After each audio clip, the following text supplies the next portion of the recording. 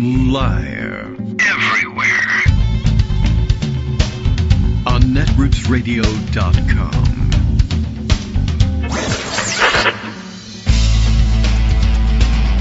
David Waldman. Kagro. In the morning. Now, here's David Waldman. Hey, good morning, everybody. How you doing? It is Thursday, June 11th, 2026. Time for another show. We are all revved up to go. Anyone who watched the basketball game last night is probably still revved up. Anybody who didn't watch the basketball game, we have a video to get you revved up. Unless, I guess, you live in San Antonio and are not already thinking about leaving town. That could be. All right, and so many other things happening. Why?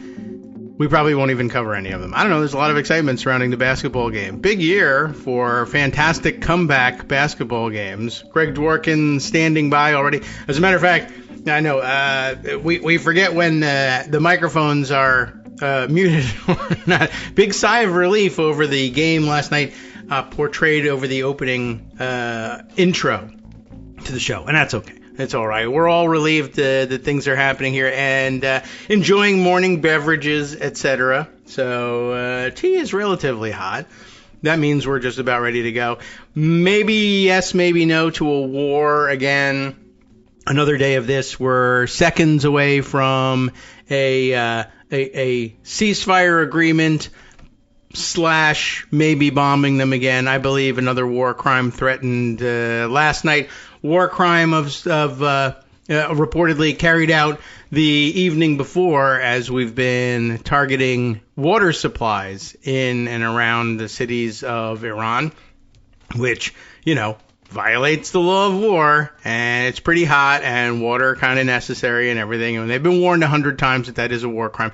That actually only excites them more, and they decide to make those strikes left and right. So what can you do? I believe the warning that went out over last evening, I think, a Fox News reporter asking Trump whether, now that we're once again seconds away from a negotiated settlement, I don't know how, because all the negotiators were at the Knicks game the night before, but whatever. Apparently, the Qataris took over the negotiations for us. I don't know whether the Iranians participated in it, but anyway, they asked him, what happens if they don't agree? Because I guess Trump's presentation on it last night was, well, we wrote down an agreement that we liked, and we gave it to them. All they have to do is sign it, and we're done. But that's the way it is with all wars. All you have to do is accede to the other side's demands right away, and then you won't have a war, unless, of course, you have one anyway, because the guy making the threats is a megalomaniac. Well, anyway. They asked him what would happen if they didn't sign, and the answer was, well, then we'll bomb the hell out of them, which, of course, is not only problematic, but I think terrorism, if you just look at it just so. Not like we haven't shown the signs anyway, but here's our list of demands. Meet them in 24 hours or we bomb you. That does sound sort of familiar. However, we don't want to start on that note today. I have started on that note today, but I didn't want to start on that note. I wanted to give everybody a chance to settle in and let Greg catch his breath and hang on and get a last few sips of coffee before we started to talk about the Knicks for up to an hour. And that's fine because everybody's got extra energy about it. Greg Dworkin is here. That's the fanfare that lets you know. You probably knew anyway. But that's what we do on the show. We play a little fanfare. Good morning, Greg. How are you? Good morning. I'm actually very well. Good. That is excellent. And relieved at the result of the game, although I don't think you weren't watching live. A lot of people were. I was otherwise engaged and okay. Wasn't watching, but I sure had a chance to catch up. I'll tell you that. There's no avoiding it. It's everywhere in social media, which is good and fun, and the people who are watching, I think, might even still be asleep. It was high energy. No, they're still game. Awake partying. Actually. Oh, that could be. Oh yeah, well, the younger crowd just stayed up all night and kept going. It's not over. The series has more games. They still have to win. No, but the partying isn't over either, and that's part of what we're going to talk about. Okay, excellent. So we got to set the scene. I am ready. I am not ready, but because last time we talked was yesterday. Yeah, holy cow, that's a long time ago. It was, and so before that, what had happened is Donald Trump had shown up at Madison Square Garden and sort of, poisoned the atmosphere. He did. He harshed on my mellow. He screwed up all the vibes. Yes. And so there were people out who were doing incense and other things to try to cleanse the garden of this. Yes. Yeah. Oh, right. Sage burning, etc. The Knicks, as it turns out, came back from a historic 29-point deficit and beat the San Antonio Spurs by 1 point, but not just by 1 point. It was a last-second shot that did it. So this is exciting. Where the political and the cultural and the sports, for those of you who are sports blind, as one of our sports blind commenters at Pundit Roundup puts it. If you're sports blind, let me explain the cultural significance here. All blends together. Alexandria Ocasio-Cortez, AOC, tweets, thank you to the people who blessed Madison Square Garden today to get the stank vibes out of your service. It was appreciated. It was really important. And we had another celebrity taking Trump's place yesterday. Of course, Celebrity Row at a game like this, from Spike Lee to Larry David to, Seinfeld. But Taylor Swift was there. Oh. And so somebody tweets, Taylor Swift is a big Knicks fan. So somebody tweets, God hates Donald Trump, and thus the Knicks curse began. But the devil did not expect God's most beloved creation, Taylor Swift, to rebuke and cleanse all evil that was manifested in that stadium. New York City owes Taylor Swift so much. I'm not a Swiftie, but boy, they were there. Yeah, I guess so. She loves her sports, apparently. I thought maybe it was just the football, or maybe it was just football because of who she was dating, or I couldn't tell whether it was vice versa. But all right, all sports. All sports. That's not unusual. It's just unusual that she's extremely famous and well loved. And again, talking about the intersection between politics and sports, we have a life lesson from Professor Jalen Brunson, a philosopher. Who notes, you are allowed to think about the worst possible scenario. Remember, I'm a Type 2 fan. Oh, yeah. The one who assumes bad things are going to happen. Oh, yeah. You were allowed to think about the worst possible scenario. Now do something about it. And so he did. And so what I want to play is a little tape about the game yesterday for those of you who didn't get a chance to see it. Although this is video, it's a video of the radio guys calling the game, so you can appreciate those last few shots, even though you don't see the video because this is a podcast. It doesn't, it's not a YouTube. And you're going to listen for the name Jose Alvarado. All right. He's not one of the big Knicks stars. He's not a starter. He comes from the bench. He plays like 110%, energy. Rudy. He gets stuff done, and that's nice. From a sports perspective, from a cultural perspective, he's the only native New Yorker on the team. Oh, all right. He's Puerto Rican, New Yorican. Yes. And he is beloved in the community. He grew up in the projects. He learned his basketball there. There was a famous incident a couple of games ago. He's going all out for a loose ball. Yes. Winds up going into the stands, of course, in the front row, that Celebrity Row. So he knocks down Mike Bloomberg, the 80-year-old mayor, ex-mayor. Yes. All right. Who puts a note up on social media a few days later. Great to meet homegrown Nick. Jose, next time just call me, okay? Yeah, broke my hip. Ouch. So, that sort of thing. He's okay. So, so let's play it, and then I want to talk a little bit more about Jose. Oh, okay. So this is the game This is the call of the actual game, and we're going to start. It's a 2-minute recap of the entire comeback. So if those of you who want to go to the written material after the podcast where Scott Anderson lines up all the stuff, that's really good. That you can see the whole click. You can see the whole thing, but just listen to the exciting part as the Knicks start to come back. Okay, so yeah, and listen for the name Alvarado because he's involved in everything. If it's not a pass, it's a layup. If it's not a layup, it's a 3-pointer. You're not supposed to take these things, but the guy's fearless. Okay, here we go. Let's see. All right, come on now, play. There we go. Brunson has it. Shot clock at 4. Brunson gets inside. Right-handed off the glass. It's good. Inside Alvarado off the bounce. Corner 3. Anunoby. Bang! All this momentum. Alvarado pulls back, spins, gets inside. Layup, banks it home. Clock. Finds Alvarado. Open look. Alvarado 3-pointer. It's good. Okay, Alvarado. Shot clock at 5. He's just Brunson fires up a 3. part of this. Puts it in! Brunson, stutter dribble. Drives inside. Goes up. Floaters up. It's good! The Knicks one. Brunson gets it. Fires up a 3. Shot no good. The tip. It's good! It's good! It's good! With 1.2 remaining. Knicks take the lead. OG Anunoby, and it's 107-106. That's a brilliant idea, by the way. I love the idea of combining the TV video with the radio call. Yes, so you can see what's going on. That's great. Bleacher Report, huh? Is that a regular feature? So that was a really, really good job.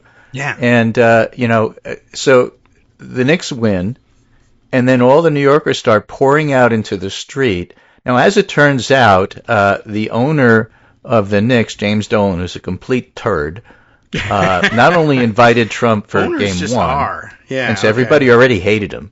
Mm-hmm. And they hated him even more after that. He's been friends with Trump for decades, which gives you more reason to hate him. I guess so. And Wednesday continued the process of canceling the watch parties outside of Madison Square Garden, kept the security barriers up. So Zoran Mandami was trying to get this watch party started. Dolan claimed that Mandami didn't allow enough people there, but then he had to back down and say, no, I was wrong. I just didn't want to do it. And Mandami, in response, turned on the monitors, usually for ads, that are at every single New York City bus stop, kiosk. Yeah. And so anybody could watch the game anywhere. All right. People were broadcasting their TV on the side of buildings and train stations. So anywhere in New York City at night, you could watch this. And they did. And so this next video, if you could play it. Oh, all right. It's a little odd. It's the Upper West Side. That's odd already. That's like the suburbs, Quiet State, Upper West Side. Celebrating the Knick win. All right, I see the And crowd. you know the old chant, USA, USA? I've heard of it. Yes. Well, it turns out they're just partying. They're celebrating. Okay. And a UPS truck drives up. And for no reason, just because they're in a good mood, they start chanting UPS. It's really very funny. All right. Yeah, there it is. The guy's waving and smiling, and everybody's hugging each other. It's one of those days. Those people climbed up on his truck. I guess that the cheering for him kept him in good humor instead of having him blasting the horn saying, "Get out of my way! I can't afford 10 seconds to wait for you to get out of the street." Right. So okay. And a different UPS. Okay. Yeah, but I'm into it. In a different game, one of the ones from San Antonio that was being broadcast at the watch party at Madison Square Garden. Oh yeah. Game 1, Game 2, I can't remember which one, but a Knick win. After the win, you had people celebrating on the street, and one of them happened to be an Amazon driver. Mm-hmm. And celebrating with everybody else, and just looked at the camera and said, nothing's getting delivered right now. Might as well just enjoy and join the celebration. I'll deliver it when people clear out and I can get my truck through. Don't fire that guy, Bezos. Come on. Well, it's not his fault. He can't get through. So you might as well. Yeah. So there you go. Good idea. Good cover. So you might as well get out and enjoy the coverage. Yeah. All right. So back to community relations. Back to some of the historical stuff here. This is AP, Associated Press, Josh Dubow. Okay. Teams down 20-plus points in postseason over the last 2 years. Yeah. The rest of the NBA is 4-71 in games where they're down by 20 points or more in the playoffs. Yeah, like if you're losing by a lot, 5-3. You usually lose. Okay. 5-3? Yeah. Wow, okay. Last 2 years. Yeah. The Jalen Brunson Knicks just don't give up. Holy mackerel. And the Knicks are first team in the play-by-play era since 1997 to win 3 NBA final games in a season. One season. This season. After trailing in the final 2 minutes of regulation. Okay. So this is a come from behind, never give up, sort of stuff. So is it a cultural phenomenon? Yeah. And then I just, again, for your interested folks, I put up a Gothamist piece about our hometown hero, Jose, from the New York City Housing Authority to the Garden. The Knicks' Jose Alvarado is living a New Yorker's dream. Yeah, the only native New Yorker on the team. He wears the number 5 because, like, 5 boroughs. Huh, all right. Wow, I should run for mayor. Jeez. He should. Wait your turn. Wait your turn. Not just run into mayor. Yeah. Run for mayor. Right. Mayor should run to get out of the way so that he can run. So a description of what he's like on the court. In his second quarter, David and Goliath moment, 6-foot-tall Jose Alvarado stops his dribble, elevates and drains a jump shot over 7'4" Victor Wembanyama. Wemby. Okay. That clears that up for me. That's basically the story there. And, New Yorkers are embracing him. They're loving him. They're loving the whole vibe right now. And, again, the thing about the San Antonio Spurs, they're going to be a great team. Yeah, they're pretty good now. But they're like 22 years old. That's how old Wemby is. Well, most of the team is like really super young. They're not that experienced. And in the pressure of a playoff, they make a lot of mistakes. Okay. And that's why they play well in the beginning and then sort of fade at the end. That's what happened yesterday. They could win the NCAAs. As good as the Knicks are, you can't win unless the other team is making some really bonehead plays, and they all right. did. All right. Well, too bad for them, but owners. But they're going to be around for a while. Don't feel bad for them. Yeah, keep them together. You'll have a dominant team, fantastic dynasty. talent. They'll be around. Yes. All right. If they're bought by a British person, they can have a dynasty. Right. Exactly. But you can't have a dynasty till you win. Right. You got to win-isty firsty. You got to win-isty before you dynasty. Yeah, I guess so. All right. But yeah, that's coming 20-something. This has the feel of something that'll be played in 20 years from now. There were people who didn't believe necessarily, or they said the San Antonio Spurs, their time hadn't come yet.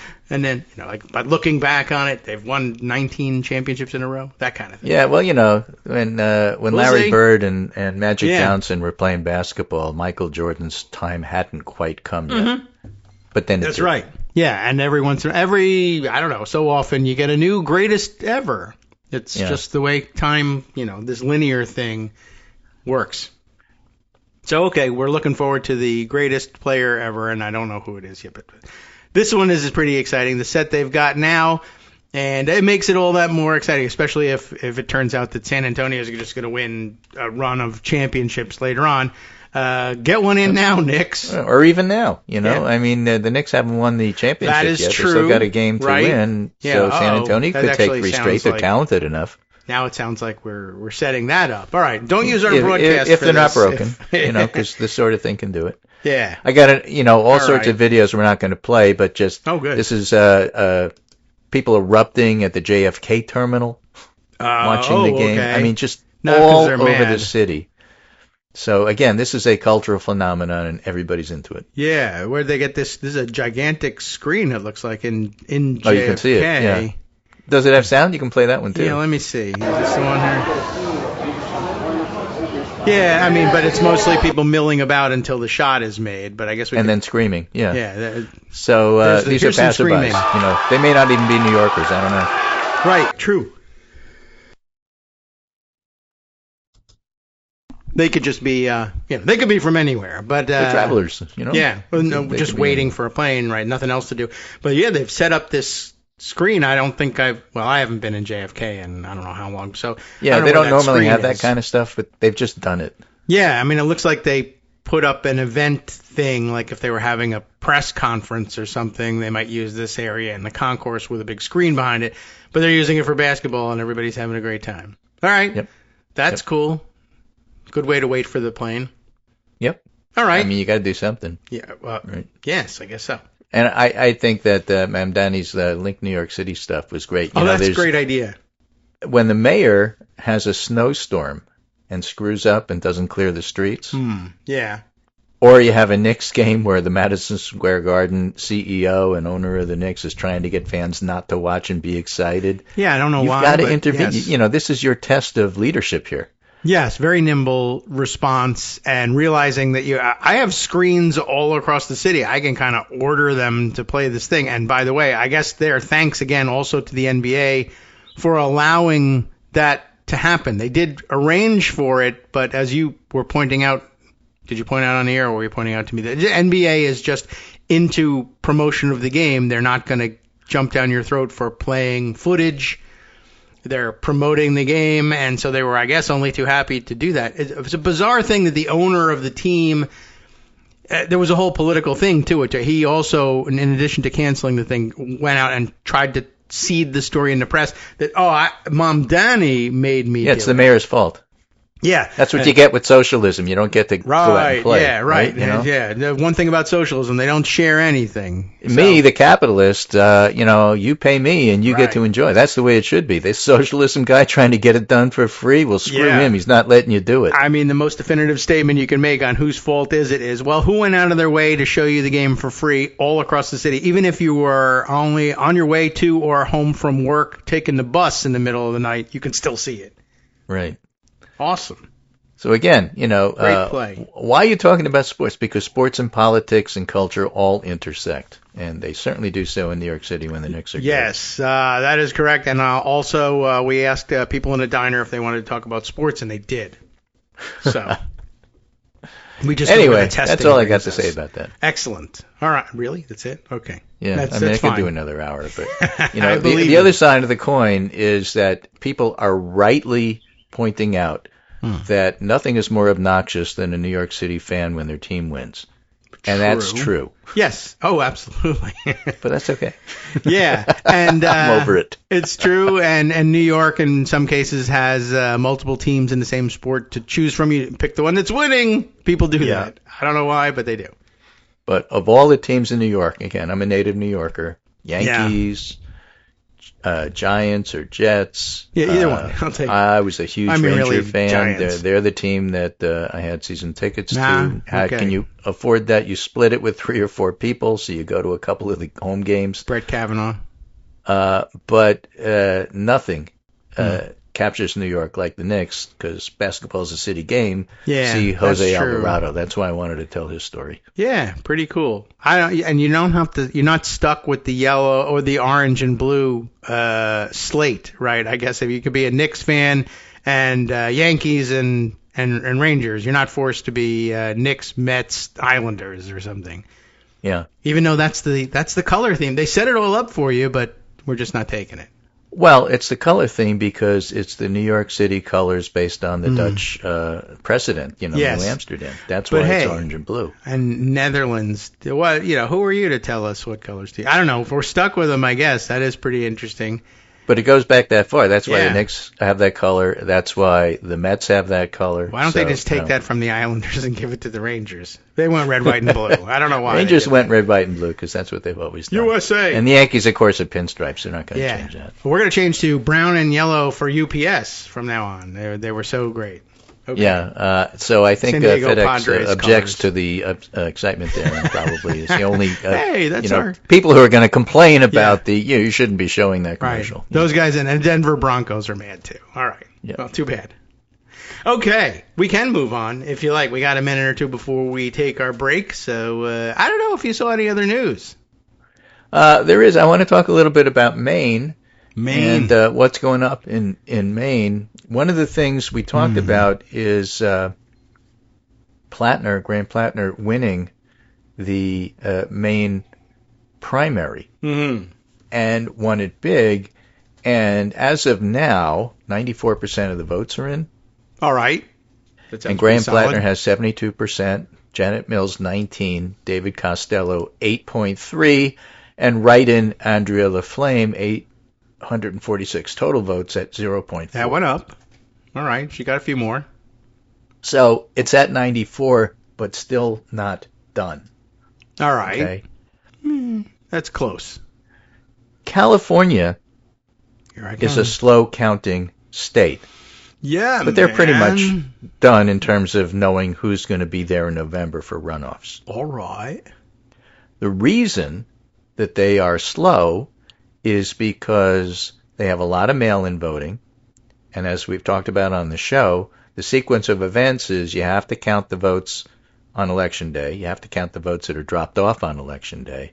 Once you verify that those people have voted, then you can start counting the mail-in vote, which is huge, and you do that so you can check that somebody isn't voting twice. It's a good election security thing. Safety. Then also integrity and whatnot.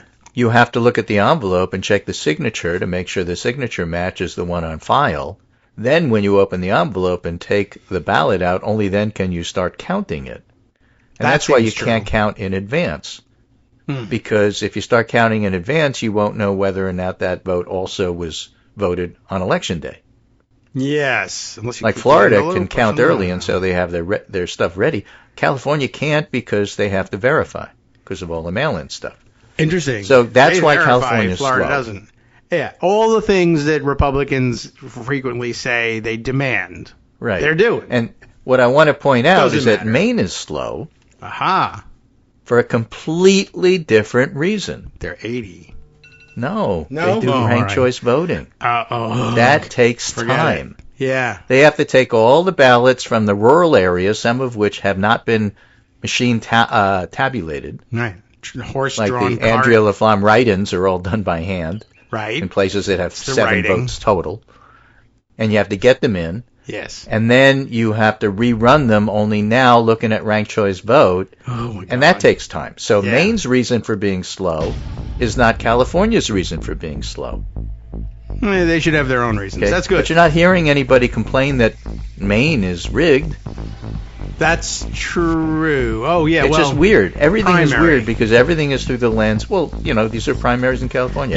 But they're rotten, stupid kind of primary. I know, but, it's just if you have to have an external reason to complain about it. It's not speed. You can say it's speed, but it's not speed. All right. That's a great point.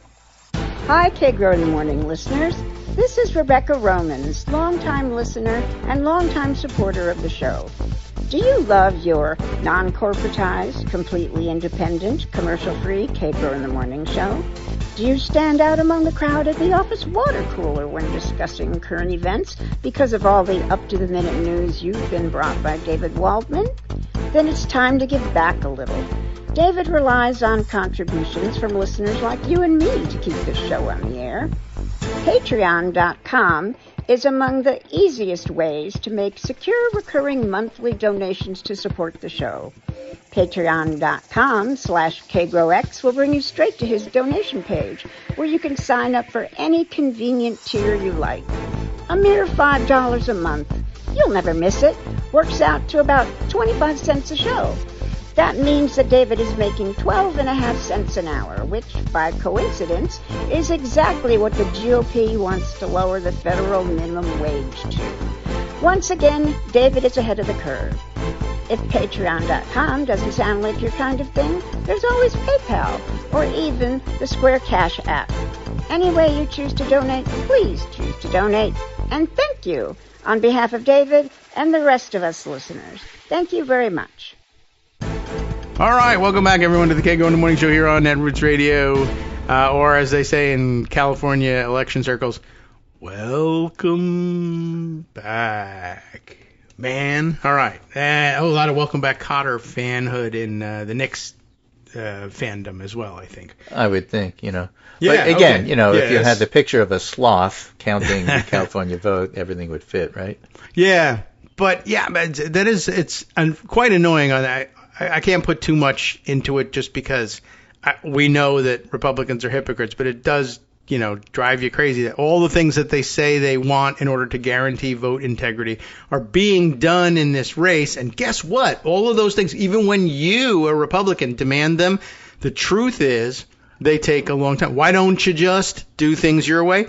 Well, one of the things that happens is it takes a really long time, and then you attack them for taking a long time. So why bother accommodating you at all, except that you're also going to get the right answer? That's why, if that's why we're in the game, then that's why we do the things that do. But there's no winning with them. They're just going to make up a story if they need to attack you for it. So. Right, and I sent you this picture yesterday. Oh. And it's a picture of 3/4 of Maine being purple, which is the Plattner vote. and a quarter of it, which is a large area but small in regard to population, the northwest corner, I saw that. hasn't reported yet, so it's still gray. But one of the things we didn't have yesterday that we do have today are some of the blue-collar areas, which I sort of was interested in. Yes, all right. All right. For example, Bath Iron Works. All right. These are That's actually a blue-collar area. collars. Yeah. It's okay. not Bar Harbor, Maine, or all the rich people who have sailboats on the coast, Right. And by rich, I mean outside of Maine. Though their collars are people blue, from too, away. as it turns out. Yeah, but Bath went for Plattner 77, Janet Mills 15, David Costello 7%. Same as everywhere. Same as everywhere, if not a little more. So Yeah, if the idea were, 77. well, what are the blue-collar areas doing? Well, they're going for Plattner, too. Okay. Well, Plattner's not really working class. Well, the real working class is actually voting for him. That's all I'm saying. Yeah, okay. Right. I mean, look, Trump's not really working class, but everybody keeps saying in his side, oh, yeah, he's definitely pro-working class. He's one of us. I guess if you can make that happen, you can make Graham Plattner. Graham Plattner's more authentic in that respect by a mile, everyone is, than Donald Trump. So, I don't know. If you want that happening, then go ahead. You can differentiate. In Maine, in the summer, a lot of the people you normally refer to as white collar are, in fact, wearing blue collars. And there are no collars at all in the rest, in the rest of the state. Or, they have no collar shirts on because it's hot. Right. But if they do wear, it's amazing. But I guess when they get to be at a certain age, I don't understand. It's very hot out. Why are you wearing this blue cotton button-down Oxford in the middle of the summer? And I don't know. They are. And they even have a sweater tied around their shoulders, and that doesn't make any sense. Maybe they're plaid collars in the Bath area. They're in. Right. Anyway, so that's a story. Flannel. And again, a reminder, this is the primary. It's not the general election. But what I'm saying is Maine has made their choice. And yes, everybody's got their... They're sticking to it. Yeah, well, they got their fingers crossed open that there's nothing else that's going to come out. We won't know. There is a deadline coming up relatively soon by which afterwards you can't switch out the candidate. Oh, yes, I know. People have been bringing that up as a hopeful So Republicans are saying, well, we're saving our oppo until after that to make sure he doesn't Joe Biden us. Because that was a huge success.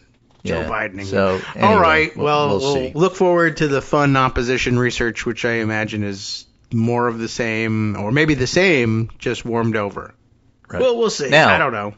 In terms of stuff that happened the other day, for reasons which are unclear, Donald Trump is trying to bullshit his way through a war. It's not working. The Iranians don't take him seriously. Yeah. The Israelis are really clear. upset because he may or may not be stopping them from doing what they want in Lebanon with Hezbollah. Yeah, no one knows. So they're arguing about that. Meanwhile, Trump said, okay, I've had enough. They shot down one of our helicopters. We have to do something.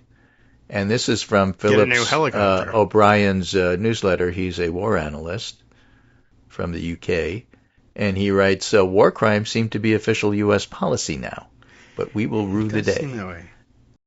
Yeah. So what happened, he writes, on the evening of June 9th, which is just a couple days ago, the U.S., with what seems to be intent, attacked 2 reservoirs in a water treatment facility in southern Iran. Almost immediately afterwards, water was cut off to about 20,000 Iranian civilians who live around the southern Iranian town of Sirik. Why was this most likely a deliberate attack? Well, there seems to have been nothing nearby of military value. Destruction was precise. And the New York Times already had a piece, analysis of satellite image and video suggests precision to U.S. strikes on Iranian water facility. Unclear if the U.S. intentionally struck the facility or knew what it was. Remember, this comes on the heels of them attacking a girls' school and killing children. Yep. Deliberately targeting civilian infrastructure could constitute a war crime. And here's how the story begins, says Phillips O'Brien. Strikes early Wednesday destroyed what appears to be a drinking water facility. Iranian state media reported U.S. had hit water storage buildings, and a local official said water was cut off to more than 20,000 people. And now you could argue the girls' school was a mistake, but this wasn't a mistake. The target was too specialized, too localized, and the effect seems calibrated. Okay. How so? Calibrated. So, first of all, is it a war crime? And he answers yes, without a doubt. Attacking other infrastructure is probably a war crime as well, like bridges and power plants, but there at least can be arguments made that these are dual-use facilities. Militaries use bridges, military production uses electricity. Military drinks water. Kind of a lawyerly kind of thing. Yeah. But a reservoir serving a civilian community is unarguably a crime. The military will get its water somehow, the civilians will suffer, and this is one of the hottest and driest places on the globe. Yeah, that's an issue. They'll argue anyway, but yes. Why was it committed? What makes this even more perverse is that this war crime was deliberately committed because Donald Trump is getting frustrated the Iranian government isn't doing what he wants. Yes. That's it. There's no other logic behind it. No. So he says it's a historic war crime committed because the president of the United States can think of nothing better to do. Yeah. Remember, he never gets bored, though. So what will the impact be? Well, it's not going to change the war. No. In other words, Trump is rapidly running down U.S. stocks in these attacks. They're not sustainable because he's using Tomahawk missiles that we are having in short supply. Good point. So unless Trump actually goes to massive escalation, this is just more of what went on before with a shorter window for action and more degradation of U.S. strength. It's not going to force Iran to back down and probably leads to a hardening of their position. And I would add, he didn't, but I will, increases the chance Iran will attack similar facilities around the Gulf. Yeah. For our allies. Yeah. So, all in all, stupid. Yeah, pretty much. And I do have that. Yeah. I would agree with you there. Look, he's conducting the war haphazardly. He just thinks as long as bombs are dropping, he's winning.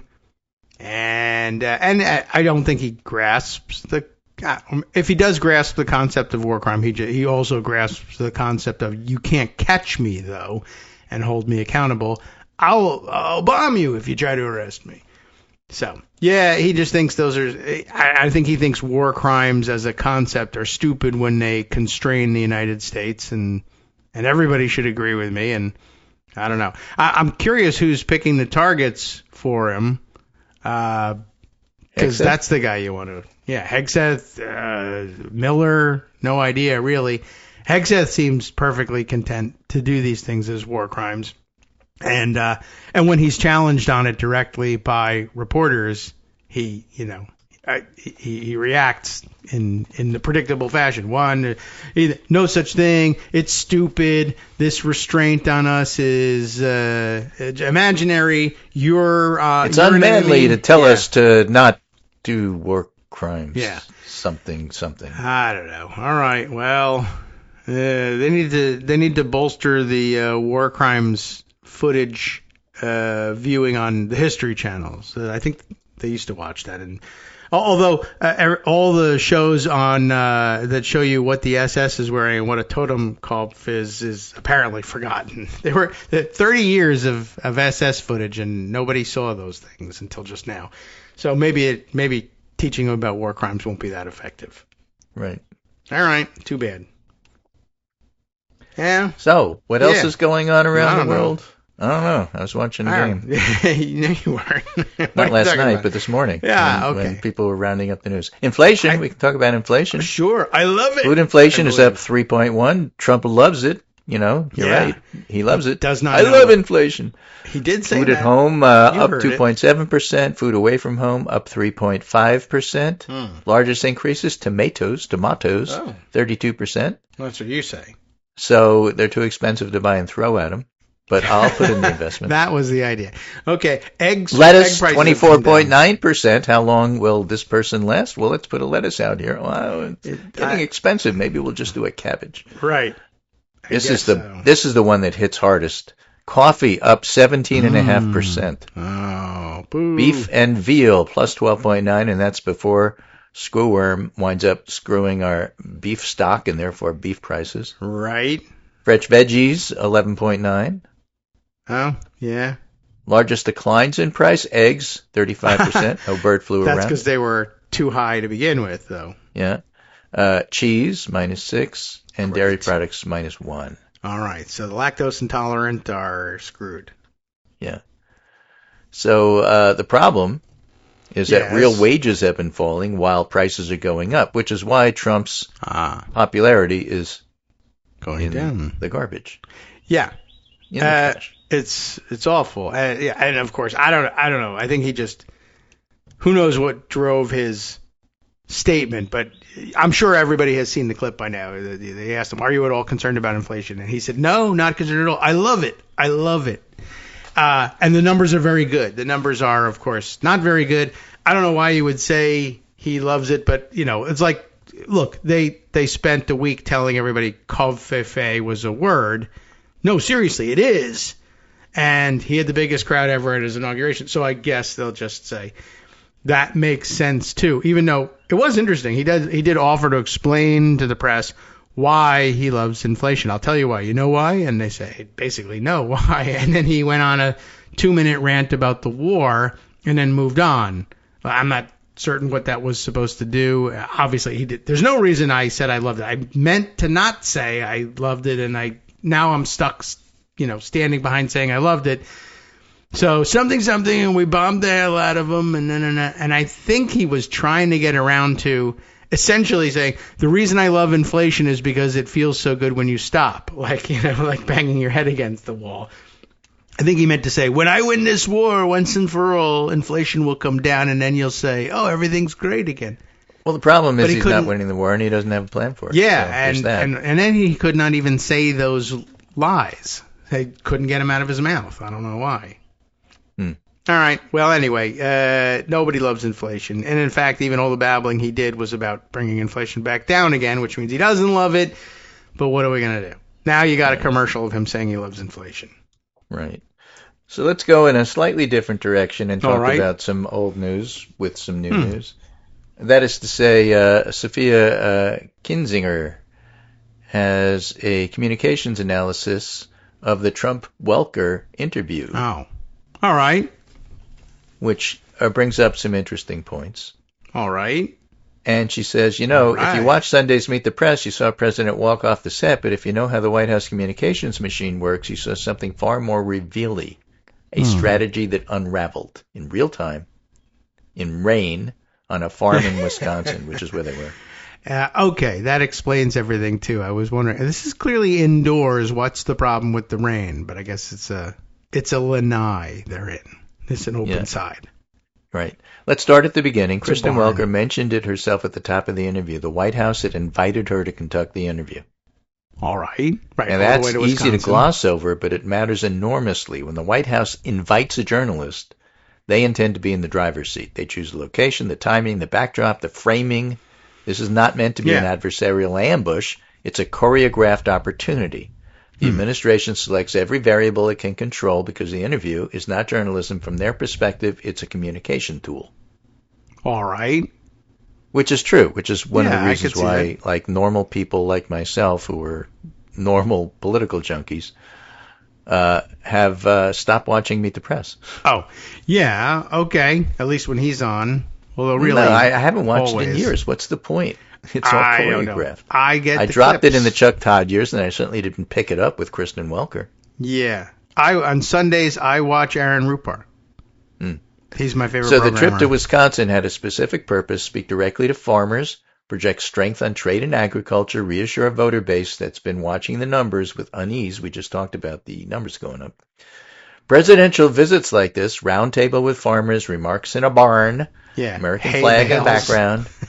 They got what they wanted there. Farmers, and the interview is typically the final piece of that puzzle. It's how you take the message in the room in Chippewa Falls and push it into 10 million living rooms on a Sunday morning. Now, Welker has one of the largest audience in Sunday morning news.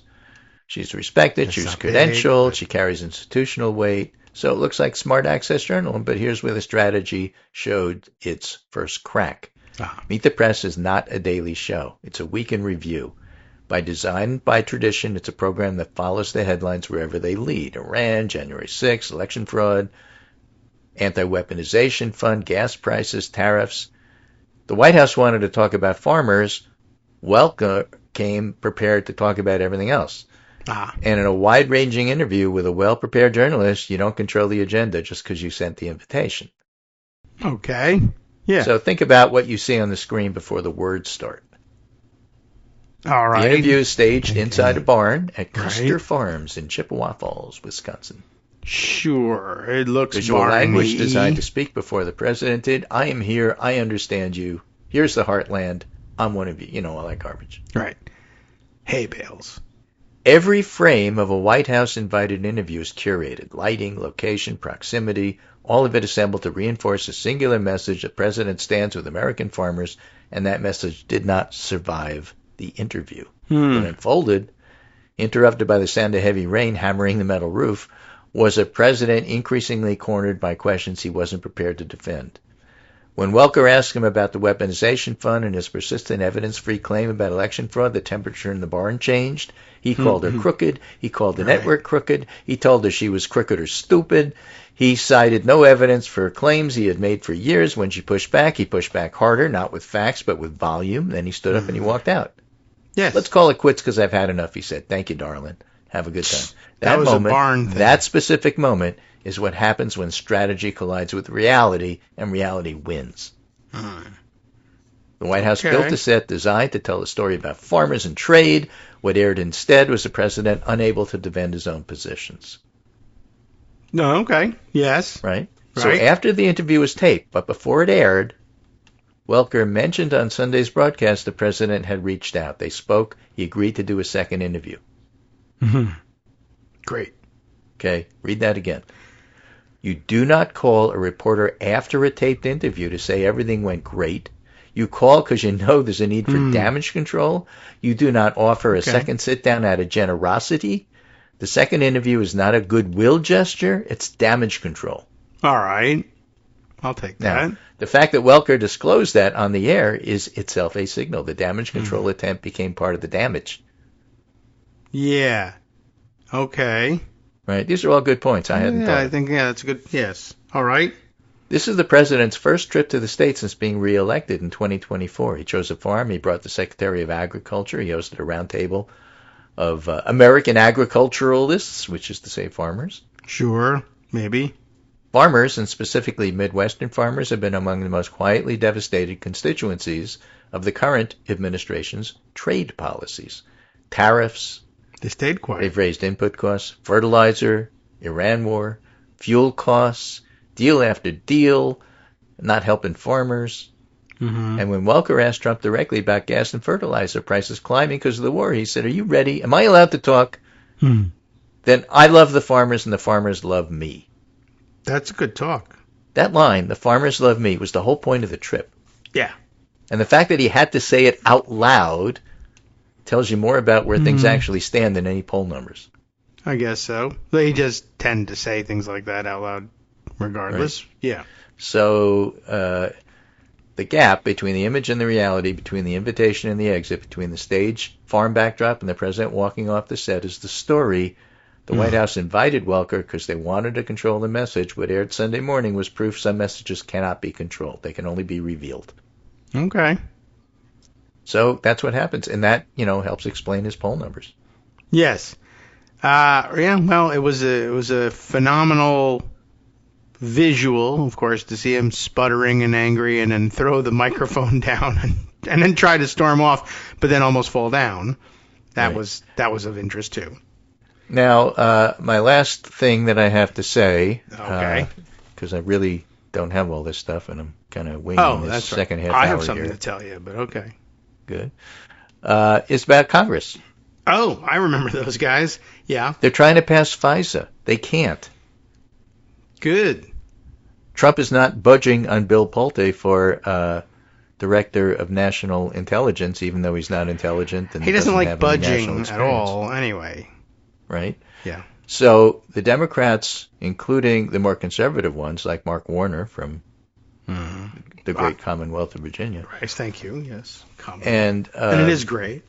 Yeah, and others, Jim Himes from the the great state of Connecticut, Yeah, I mean, it's okay. will not vote with Republicans to authorize FISA, even though they think it's a great thing to have because it's important, because Trump won't get rid of Pulte. And Thune doesn't know what to do. And so he throws his hands up in the air. And Trump decides, I'm not even negotiating with Thune. I'm just going to go to my owned congressperson, Mike Johnson, and I'll negotiate with him.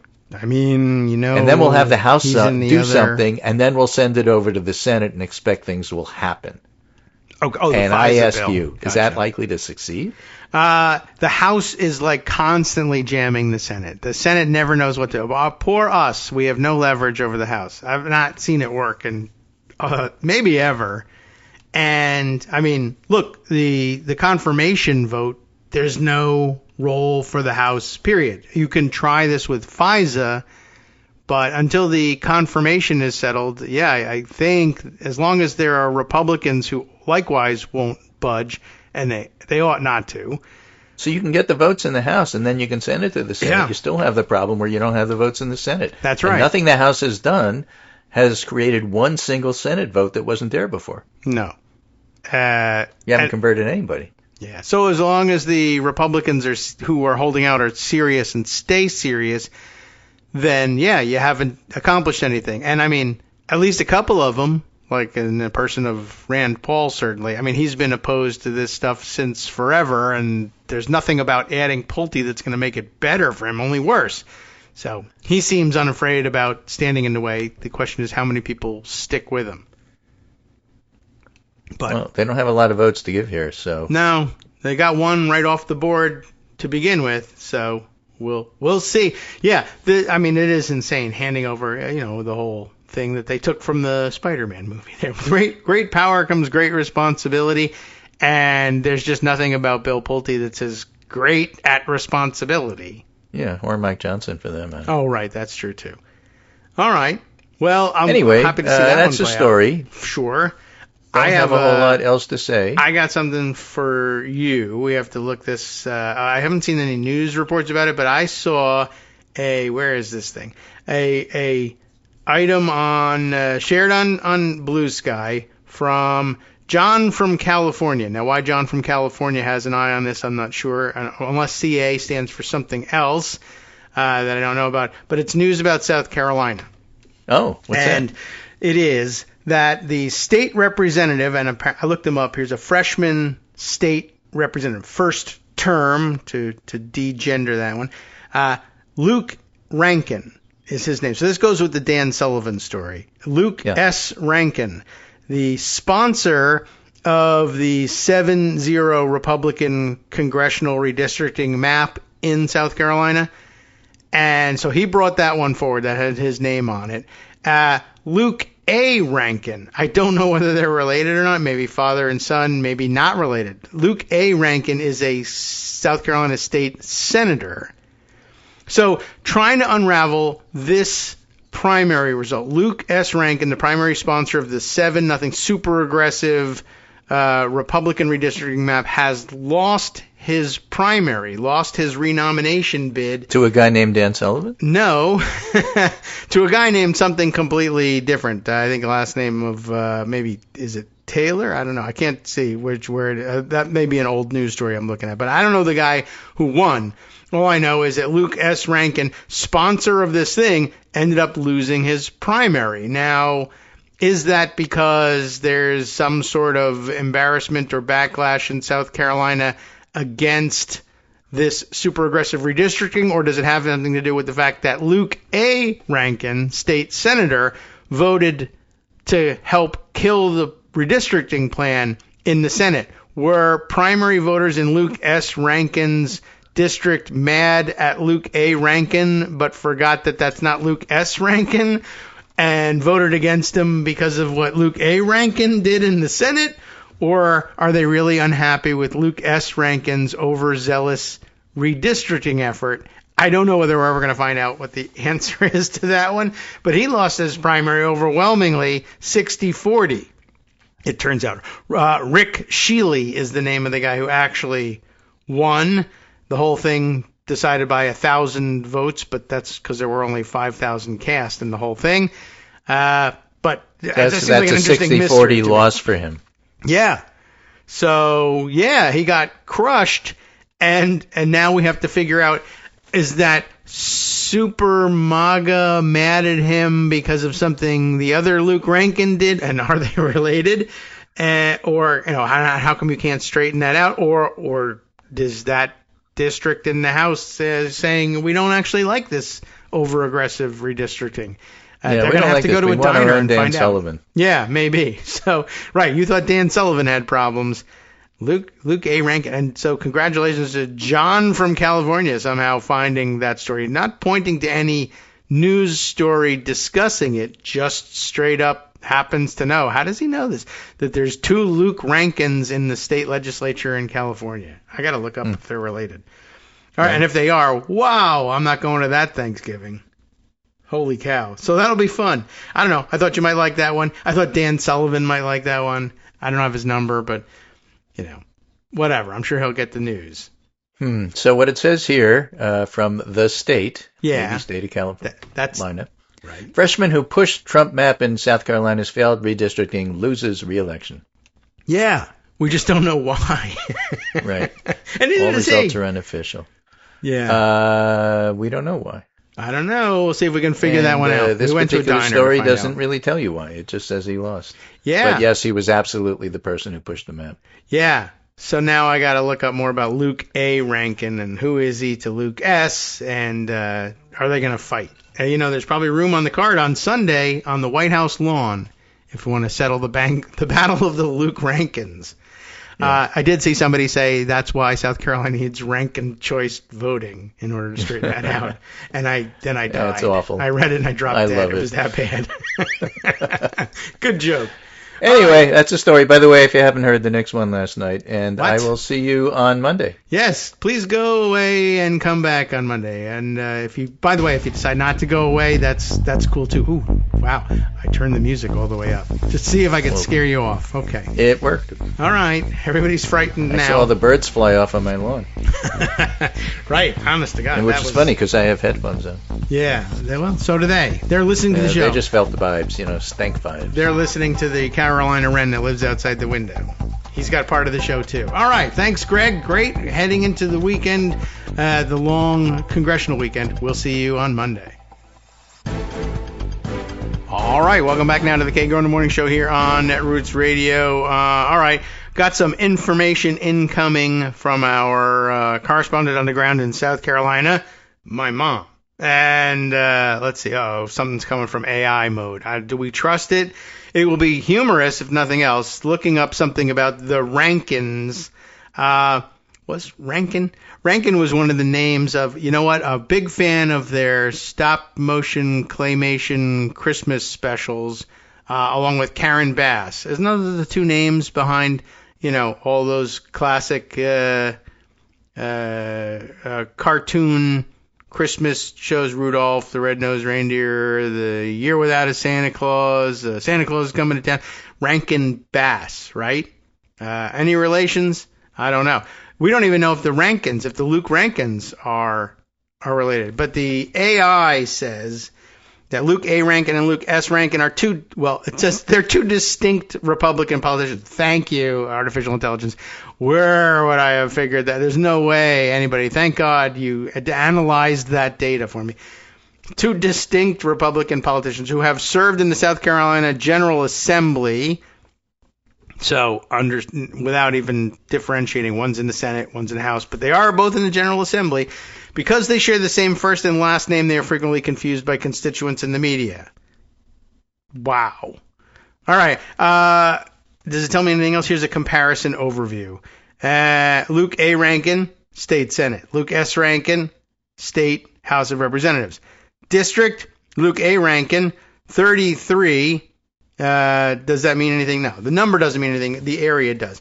All right. Do we know how to pronounce it? Is it Horry County? Horry. Sorry, but with an H. Horry. I don't know. County. And Myrtle Beach area. That's Luke A. Rankin. But Luke S. Rankin, come on. Lawrence County, if I'm pronouncing that right, /Gray Court. And I know, nothing about geography in South Carolina. I know that, Myrtle Beach is, the beach, so you know where that's going to be. I know where Charleston is. I know that Columbia, the capital, is in and up from it. It's not coastal. Then that's it. I know where Florence, South Carolina is. I know where there's a Buc-ee's in South Carolina. That's, kind of it for my geography there. But let's go look at the maps and see what we got. Lawrence, is that right? Lawrence County, South Carolina. I'll be able to tell, pretty much is that close to Myrtle Beach? And the answer is no. It is also in and up near Greenville, and to the, it's further in and up than Columbia even. So they don't represent the same area, but of course what we're interested in is, are they related? What happened to that one? I've lost track of that comparison. All right, let's see. So far it tells me nothing. Their ages, well, by the way, thank you AI for giving me this. Under the heading of age, we have Luke A. Rankin. How old is he? He's born April 9th, 1962. Oh, there's a family birthday for you, but a little earlier. Does that tell you his age? Not by itself, no. Maybe you want to apply some of that artificial intelligence to doing the effing math for me and making my life easier, since that was apparently your mission. Luke S. Rankin, born August 16th, 1997. Considerably younger, but does that mean they could be, I guess they could be estranged father and son. Dad, I hate you so much, I'm moving to Lawrence County. I don't know. I'm not certain what happened here. Any more? Let's see. Luke A. Rankin has represented Myrtle Beach area since the 1990s. Generally aligned with mainstream Republican leadership and whatever. Luke S. Rankin, is he totally MAGA? Let's see. Elected, as you know, and he's in his first term. Prior to state office, served on the Lawrence County Council and is chairman of the Lawrence County Republican Party, primary sponsor of the redistricting bill. Oh, he's also named defendant in a 2026 ACLU of South Carolina First Amendment lawsuit. That's the Taylor versus Rankin. That's why I thought maybe it was the guy he lost to was Taylor. No, that was a lawsuit, not a political contest. Although lawsuits are political contests in some way. All right, no answer there, honestly. AI, you are good for nothing, but I am pleased to have proven that you are good for nothing. Tells me 0. I assume this means that they're not related, though, or that probably would have come up in a summary somewhere. Very interesting. And again, I would love to see a tag team wrestling match or UFC bout between the Luke Rankins, either versus one another or as a tag team versus the Dan Sullivans of Alaska. I don't know. This is weird political news with no real answer to it. Just one of the curiosities of America today. All right. What other fun things do we have to share with you? Oh, okay. Here's one. I think covered reasonably well on the show, if not in mainstream media necessarily, but now we'll get some mainstream media coverage from The Atlantic on this one.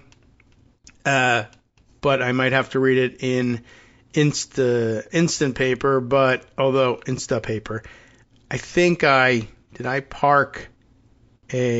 tried to, and it didn't work. I tried to park a gift subscription to this story in Instapaper, and it just didn't work. So we'll just read it from there. Trump isn't giving up on his slush fund. How do you like that? No one could have predicted that except the people who predicted it, and you're listening to some of the people who did. Not hard to predict. I mean, will Trump try to find another way to do corruption if he's stopped in Plan A? Yes, of course. Will it be a good plan? I don't know. Yes, no, maybe. But will he try to steal more money or use money to allow his friends to steal money? Yes, he will. What's happening? Despite insisting that going back to the number, $1.776 billion anti-weaponization fund had been scrapped, the administration is quietly assuring allies that payout plans remain on track, says Sarah Fitzpatrick, and I, for one, believe her, because it was easy to predict. I don't know whether they described the mechanism in here, but I was, reminded that the rumors were circulating that all you have to do is the anti-weaponization fund was just a way of consolidating the paperwork and making the process of distributing money from the Treasury to Trump's allies easier, streamline it. Let's take a big chunk of it out of the Treasury at once, plop it in this fund, and then people of my choosing will handpick who to give money to and how much. Easy. Harder to do is this. Same play as we used to establish the fund or to claim to establish the fund in the first place. Sue the government, then direct the government to settle with myself and direct them to pay me however much I need in order to do the stupid thing. Right? So instead, you can just say, everybody who feels like they would have a claim against the anti-weaponization fund, sue the federal government for something. I don't care who you sue. I don't care what branch you sue. I don't care what bureau you sue. I don't care how much you ask for. I will task the Department of Justice with settling with you for some amount of money that I feel like I'm okay giving to you, just like I would have done out of the weaponization fund, and we'll just do it that way. Instead of a payment from the anti-weaponization fund, you will just get a quote-unquote settlement for your quote-unquote lawsuit. And it's more paperwork, it's more annoying, but we can easily do it that way. Or there's probably another way I haven't imagined, and Trump is probably, the one thing he probably outpaces me with is putting together a team of people who come up with more creative ways to steal. And sometimes they get ahead of me and steal in ways I hadn't predicted. All right, here's what Sarah Fitzpatrick has to say for us. Sorry about it. Not Fitzpatrick at all. When acting Attorney General Todd Blanche, I know, you heard it. Okay. Appeared before Congress last Tuesday. Senior administration officials hoped that his testimony would be enough to quell the uproar over a $1.776. Yeah, I like just doing $1.8 billion payout scheme for Trump loyalists, including January 6th rioters. We're not moving forward with the fund, he told the House Appropriations Subcommittee. Not the same thing as we're not going to pay people. We're just not moving ahead with the fund as the vehicle for paying them. Instead, we're just going to take it directly from the Treasury. But he didn't say that. But Blanche, who was not under oath, not that it matters, had you put him under oath, he would have lied. That also wouldn't matter because you can't try him for contempt of Congress because they have a Republican majority there. And can you try it next Congress? Unclear. Anyway, Blanche, who was not under oath, and by the way, if you lie, it doesn't really matter whether you're under oath or not there in terms of holding you in contempt of Congress. They can do it regardless. It doesn't really matter. And you're supposed to be telling the truth anyhow. Anyway, not under oath, refused requests from a representative to put the disavowal, essentially, in writing. We're not moving forward with the fund. Will you put that in writing? No. He asked instead for Congress to take him at his word, why, that President Trump's politically inconvenient project for rewarding those who were allegedly victimized by the Biden-era Justice Department had truly been abandoned. Well, it hasn't. It turns out that it's not so simple, or at least it's not that simple. Behind the scenes, Justice Department and other Trump administration officials have quietly assured allies that plans for some form of payout remain on track. I spoke with 8 people familiar with the so-called anti-weaponization fund, including current and former Justice Department officials, current and former members of Congress, a defense attorney, and political operatives close to the administration. All said that Justice Department officials and people close to the White House have indicated that the payout idea has not actually been scrapped. Rather, they say, officials are exploring whether elements of the fund can be reactivated while also examining alternative arrangements to make sure loyalists get compensated. Across the administration and even within the Justice Department, officials have differing perspectives on whether the fund itself will ultimately be restored. The fund itself, interesting. But either way, officials see a path forward for the government to pay those who say they are victims of supposed government, quote, weaponization. Neither the White House nor DOJ provided on-the-record comments in response to a list of questions I emailed about the fund. A senior DOJ official who is familiar with the department's plans said there have been no discussions at the highest levels about reviving the fund since Blanche testified. Since Bland, that's right, you heard me. Though the official acknowledged DOJ was a large institution and there may have been conversations at lower levels, those familiar with the internal conversations, all of whom spoke with me on, yes, condition of anonymity because they feared possible retaliation, told me that the work is being kept quiet while the Trump administration waits for opposition to the fund to blow over. Crucially, the administration is also trying to avoid a fight over the payout plan, which has been deemed a political slush fund by critics, and it is one, while the Senate considers Blanche's nomination for Attorney General. So hopefully this will help torpedo that and keep it alive as an election issue for some weeks to come.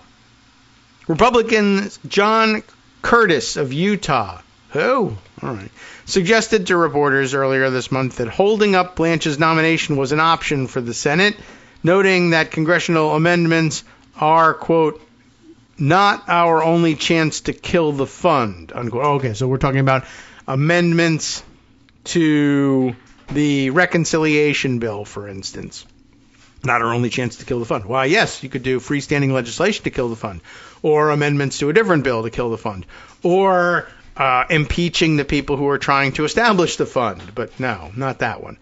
Republican Tom Tillis, supposedly one of the freelancers now of North Carolina, who has grown vocal in his criticisms of the administration as he heads toward retirement, has indicated that he may not vote to confirm Blanche unless the fund is truly dead, or he lies convincingly to me about it. Republicans currently maintain a slim majority on the Senate Judiciary Committee on account of maintaining a slim majority in the Senate, of course. And Republicans I spoke with acknowledged that the defections over the fund could prevent a nomination from moving out of the committee, though it is too early to know for sure, given that the process could take weeks.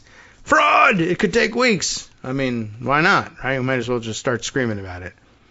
But Republicans have little margin for error if they want the nomination to go to the full Senate. Blanche's confirmation depends in part on his ability to convince skeptical Republican senators that the fund is no longer a live possibility. Just, by the way, you don't actually need to have a positive report out of the Senate Judiciary Committee in order to get the nomination to the floor anyway, but it is a rare occurrence if the committee disapproves. So, take it with a grain of salt, I think. Shortly after Trump took office for the second time, the White House asked the Justice Department and Trump's legal advisors to find a way to reimburse him, and those close to him, which, by the way, doesn't necessarily include January 6th people. He means his kids, his family, and his inner circle. But, if what it takes to get the thing through is paying January 6ers, imagine thinking that, the way we'll get this thing through is if we also include January 6ers in the payouts. Anyway, so early on, they're asking legal advisors to find a way to reimburse him and those close to him for the millions of dollars in legal expenses he has incurred, even though he stole a lot of that from the RNC, including over the Mueller probe into his campaign's relationship with Russia, as well as multiple impeachments and criminal investigations. So that, I guess, also means did he not pay his lawyers, or he's looking for reimbursement for having paid them? Okay. That effort was later combined with a separate but related push by Trump's supporters to pursue financial restitution for those convicted of crimes related to January 6th, providing a broader context for a massive transfer of taxpayer dollars from the government to those who have been charged with and in many cases convicted of federal crimes. If you were raised in an America where you were told crime doesn't pay, you were pretty wrong about that one. Crime actually literally directly pays from the Treasury to you. On May 18th, Blanche announced the establishment of a $1.776 billion anti-weaponization fund as a part of a settlement to a suit, quote, settlement of a, quote, suit, I would say, brought by Trump, his sons, and the Trump Organization against the IRS and Treasury Department. The settlement resolved claims related to the disclosure of Trump's tax returns, and a subsequent addendum barred the IRS from auditing the tax returns of Trump, his family, and his businesses. Sure, Jan. A DOJ press release highlighted Blanche's central role in the fund's creation and administration, so don't confirm him, explaining that he would appoint a 5-member commission to decide who would get paid and how much. And, be on the lookout for a 5-member commission. Why 5 members? That's how many children Trump has. Of course, that's the same number of boroughs in New York City, and maybe that's why the player we were talking about earlier wears number 5. No real reason to think that that's the case. But 5-member board: Eric, Don Jr., Ivanka, Tiffany, and Barron. There's your 5 members. Is that too obvious? Nothing's too obvious for this guy. Anyway, yes, Blanche plays a central role in the whole thing, saying he would be the one appointing the 5-member commission. I don't know how many kids Blanche has, who decides who gets paid and how much. The president was given the authority to remove any of the commission members, like sending them to bed without supper, I guess. The machinery of government should never be weaponized against any American unless we're doing it. And it is this department's intention to make right the wrongs that were previously done while ensuring this never happens again, Blanche said at the time. Upside down and backwards. Of course, the announcement provoked bipartisan criticism. Democrats pointed out that the fund could be used to pay January 6th defendants who had assaulted police officers. Some Republican critics said the same, while noting that the political optics of paying taxpayer money to presidential allies would be terrible for the party at a time of rising gas prices and other costs. But okay at a time of lowering egg prices, I guess. Tillis derided the fund as payout for punks. Need better work than that. Under pressure from fellow Republicans, the administration backed off the plan, but never renounced it. One DOJ official and one political strategist close to the White House told me that the officials there didn't think the fund was a bad idea. They just regretted that the rollout, which had been intended in part as a way of shoring up Republican support ahead of the midterm elections, had been too public and invited too much scrutiny. Had we done it in secret, it would have been better, I guess. They hoped to do things more quietly in the future, and those who are seeking money from the government say that's exactly what's happening. There's certainly some reason, I would add, to believe that there has been back-channel communication to January 6ers, that there's going to be a payoff. There was the guy who was later convicted of child molestation, attempting to buy the silence of the victim and the family by promising them a cut of the compensation money years before the rest of us found out about this slush fund. So it's obviously, I think, been a topic of some conversation, although you could easily push back and say, yeah, but that guy's delusional and crazy. Now, that's easy to believe because they're all delusional and crazy, but I don't know. Maybe they've all been delusional and crazy and talking to one another and saying, that's a good idea for a long time. Anyway, right now, you have to be an insider to know who to talk to. One attorney who had advised multiple individuals seeking compensation told me. Not really. I don't think that's true. I think that's the attorney is looking to drum up business. You got to know who to talk to in order to get your claim filed. I mean, people are filing their claims on social media. So I don't think I don't know whether it's effective, but it's no more effective than hiring an attorney to file a claim with a fund board that doesn't exist. But it's easy to believe that later on it will depend on whether or not you make payoffs to insiders. You got to pay an insider to get money from the insiders. You see how it works? Right now, you have to be an insider to know who to talk to. One attorney who had advised multiple individuals seeking compensation told me. One Republican former member of Congress, probably looking to get into on the business here, told me that he and others had been assured that the administration's public statements about the weaponization fund being abandoned were, quote, all part of the plan. Nothing has changed. Although, quite honestly, if You see a plan announced by the Trump administration, then the plan falls apart.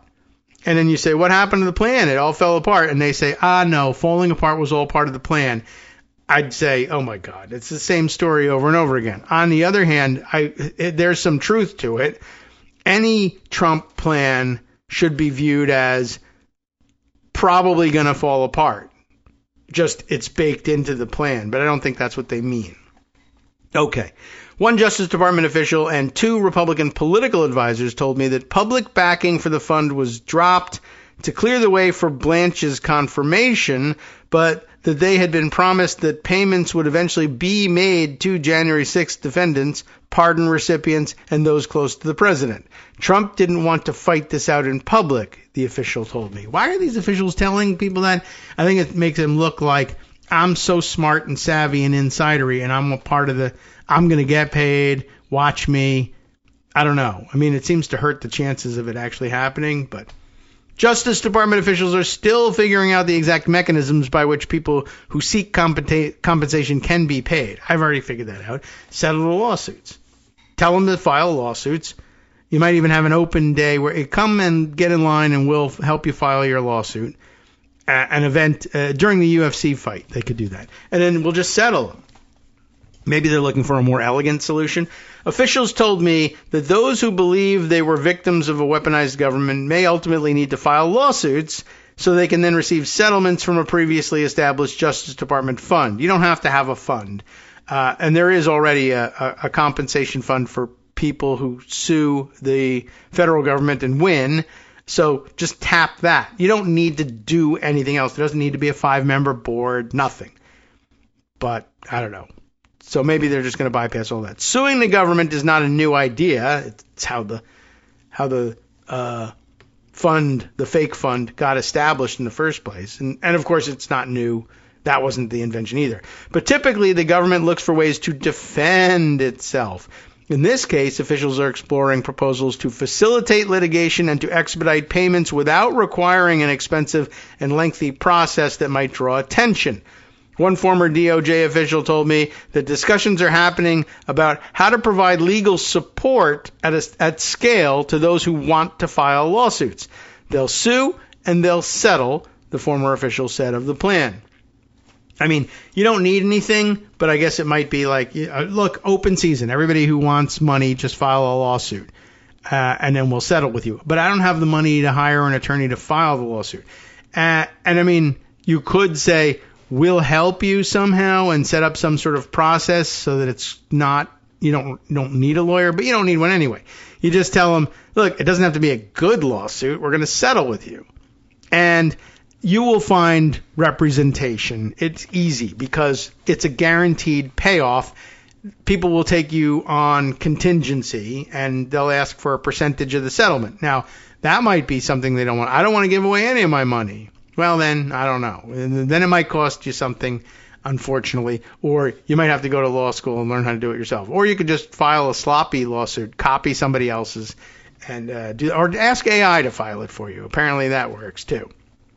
So, I don't know. I mean, like I said, they don't need a centralized methodology. They just file your lawsuit. Get the worst lawyer you know for the least amount of money. It doesn't matter. You don't have to make a quality claim. You just have to make a claim, and we have to be able to know who you are and decide that you're somebody that's on our side so we can give you the money. That's it. Blanche may have denied before Congress that the weaponization fund was moving ahead, but others have been less categorical, dropping hints that payouts remain in play, like the whole rest of this story. Last week, Stanley Woodward Jr., a former Trump White House official who now serves as Associate Attorney General and who signed the settlement agreement, appeared to telegraph that the financial restitution effort was still in progress. He responded, "We're on it," to a post by Senator Lindsey Graham on Twitter that suggested that victims of so-called weaponization during the Biden era could still be compensated through claims under the Federal Tort Claims Act. That's just the basis for filing your lawsuit. You don't have to know anything about it. And you don't even have to cite it. Just sue and they'll settle. It doesn't matter. You don't need a lawyer to tell you what the Federal Tort Claims Act is. That law enables individuals to pursue claims in federal court for personal injuries, wrongful death, or property loss caused by the negligent or wrongful acts of federal employees. Woodward later deleted the post. In multiple interviews over the past week, Trump has declined to confirm that the payout effort has been abandoned. When asked by NBC News if he was, quote, looking for a way to revive it, Trump did not dispute that. He said, well, look, if it was up to me, and if it was up to me, I'd pay them the kind of money that they deserve, he said. He added, I think the weaponization fund is a great idea, and so do many other Republicans. Way to kill him for the midterms, by the way. Although officials say the fund was intended to be available to any victims of government weaponization regardless of party, no, it wasn't. The president has focused his comments exclusively on allies who he feels were wrongfully targeted. That was the intention from the beginning. That's why the 5 members get named by his guys. Hi, it's me, David. I mostly do the commercials around here, too. Have you ever thought you'd like to do a show like this one, but a lot shorter? Maybe without necessarily waking up early each day, or even, let's say, working at it each day? Well, now you can, sort of, and by now, I mean pretty much any time you want, because what I'm talking about is you recording a news story, sharing an essay, or otherwise contributing your thoughts on these crazy times with the rest of us, and with any digital recording device. Make the show your own, as I like to say. Send me a digital file of your recording, a link to any source material, and a note about how you'd like to be identified on the air at KagroX, that's KAGROX, at gmail.com, and I'll take it from there. Don't worry about those ums and ahs either. I sure don't, but I'll even do my best to edit your submission down into a nice-sounding dispatch from the field. So come on, everybody, make the show your own. Help me prove once and for all that I'm not just imagining this audience. All right, welcome back, everybody, to the Kagro in the Morning Show here on Netroots Radio. One more segment for today. Still in the middle of reading this Atlantic piece, basically describing everything that we've told you to expect for the past, week or two. But seeing it confirmed in print is always helpful, and you get a couple of extra details and maybe some names to watch and write down on a list for prosecution later on if we survive this whole thing. All right. Where were we with this? Blanche testified. Wait a minute. Let's see. Trump was speaking, right? If it was up to me, I'd pay everybody. Although officials say the fund was intended. Oh, yeah, this was the joke, right? Although officials say the fund was intended to be available to any victims of government weaponization, regardless of party. You have to. I guess they thought that would save it legally if it was challenged, but it won't. It's illegal even that way, quite honestly, or ought to be. But really, the president has focused his comments exclusively on allies who he feels were wrongfully targeted, and the fund and its board are established in such a manner that it's entirely up to them, and they don't have to have any basis whatsoever or explanation whatsoever for their decisions. So, it's open to anybody, regardless of party, that feels that they are victims of government weaponization. We're just only going to give it to Trump loyalists and people who file, even if they're doing it half tongue-in-cheek, saying, I was victimized by government weaponization in Minneapolis in the ICE protests, and they absolutely were, but guess what? You won't recover, and the reason is go F yourself. I'm not writing down a reason. Like, if the Supreme Court doesn't have to give you a reason, neither do I.